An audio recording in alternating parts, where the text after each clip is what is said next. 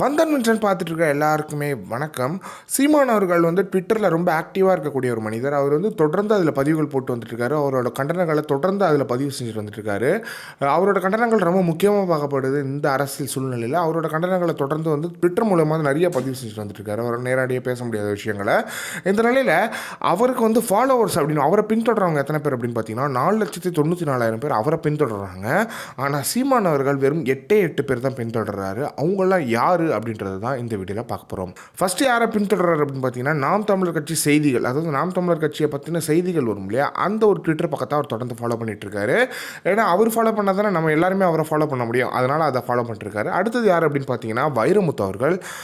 வைரமுத்து வந்து ரொம்ப சீமான் அவர்களுக்கு பிடிக்கும். எப்பயுமே வைரமுத்து வந்து பயங்கரமாக பாராட்டி பேசக்கூடிய ஒரு மனிதர்னா அது சீமான் அவர்கள் தான்.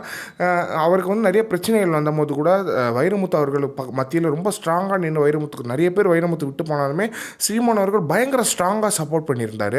அதனாலே வைரமுத்து அவர்களை அவர் ஃபாலோ பண்ணுறாரு. அதுக்கப்புறம் ஏஆர் ரகுமான் வந்து எப்பயுமே வச்சு செய்யக்கூடிய ஆள். என்னென்னு பார்த்தீங்கன்னா, இப்போ ஹிந்தி பேசினாலே அந்த ஸ்டேஜ் இறங்கி வரதா இருக்கட்டும், இந்தியா எனக்கு வேணாம் அப்படின்னு சொல்கிறதாகட்டும், அதே மாதிரியான பயங்கரமான ஒரு தமிழனாக ஏஆர் ரகுமான் இருக்கார். வச்சு செய்யக்கூடிய ஒரு தமிழனாக இருக்கார். தமிழ் தான் வந்து இணைப்பு மொழியாக இருக்கணும்னு இப்போ சமீபத்தில் பேசினார். அவருக்கு பயங்கர எதிர்ப்புகள் வந்து சீமான் அவர்கள் அதற்கு ஆதரவும் தெரிவிச்சிருந்தார். அந்த மாதிரியான ஒரு மனிதர் தான் ஏஆர் ரகுமான். அதனால ஏஆர் ரகுமான் அவர் ரொம்ப பின்தொடர்ந்து பாராட்டிட்டும் அவரை பின்தொடர்ந்து வந்துட்டு இருக்கார் சீமான் அவர்கள். அடுத்தது யார் அப்படின்னு பார்த்தீங்கன்னா மம்தா பானர்ஜி. வெஸ்ட் பெங்காலே கலக்கிக்கிட்டு இருக்காங்க மம்தா பானர்ஜி. மேற்கு வங்காளத்தின் சிங்கம் அப்படின்னே சொல்லலாம் அவங்க வந்து கம்யூனிஸ்டத்தை ரொம்ப ஸ்ட்ராங்காக பேசிட்டு வந்துருக்காங்க. அதுவும் மோடி அவர்களெல்லாம் ஓட விட்டுட்டு இருக்காங்க. அந்த மாதிரியான ஒருத்தவங்களை வந்து சீமான் அவர்கள் பின்தொடர்றாரு. எப்பவுமே மம்தா பானர்ஜியை குறிப்பிட்டு எப்போ எல்லா ஸ்டேஜ்லையும் பேசக்கூடிய ஒரு ஆள்னா சீமான் அவர்கள் தான். ஏன்னா மம்தா பானர்ஜியோட கொள்கையும் அந்த கொள்கை பிடிப்பும் அவர் பாஜகவையும் பாசிசத்தை எதிர்க்கிறது ரொம்ப அழகாக புரிஞ்சவங்க வந்து மம்தா பானர்ஜி. அதனால மம்தா பானர்ஜி அவர் பின்தொடர்ந்து வந்துட்டு இருக்காரு.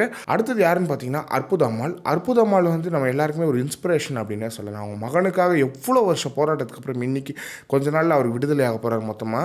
அதுவே ரொம்ப சந்தோஷமான விஷயமா பார்க்குது. எப்பயுமே அற்புதம்மாளுக்கு ரொம்ப ஸ்ட்ராங்காக அவர் வந்து அவரோட சப்போர்ட்டை தெரிவிச்சுட்டு வந்துட்டு இருக்காரு சீமான் அவர்கள். அப்படிப்பட்ட அற்புதம்மாளையும் சீமான் அவர்கள் பின்தொடர்ந்தார். அடுத்தது யார் அப்படின்னு பார்த்தீங்கன்னா சீமான் தன்னோட அப்பா அப்படின்னு வந்து ரொம்ப உரிமையாக சொல்ல மணிவண்ணனுக்கு அப்புறம் ரொம்ப உரிமையாக வந்து என்னோட அப்பா அவர் அப்படின்னு சொல்கிறவர் தான் பாரதிராஜா அவர்கள். பாரதிராஜா அவர்களையும் சீமான் அவர்கள் பின்பற்றி வந்துட்டு இருக்காரு எல்லா ஸ்டேஜ்லேயுமே. அதாவது முக்கியமான எல்லா ஸ்டேஜ்லேயும் பாரதிராஜா இருப்பார் சீமான் அவர்கள் கூட.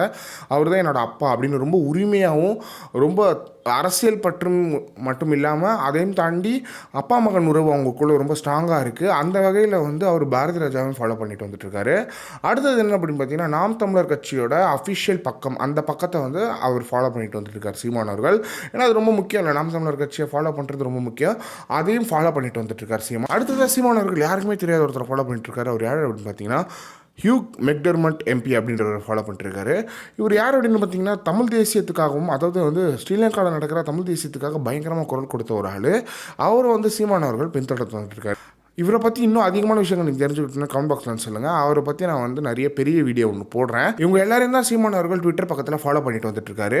ஸோ இதை பற்றி நீங்கள் என்ன நினைக்கிறீங்க? இந்த 8 பேரை வந்து அவர் ஃபாலோ பண்ணுறதை பற்றி நீங்கள் என்ன நினைக்கிறீங்க அப்படின்றத கமெண்ட் பாக்ஸில் சொல்லுங்கள்.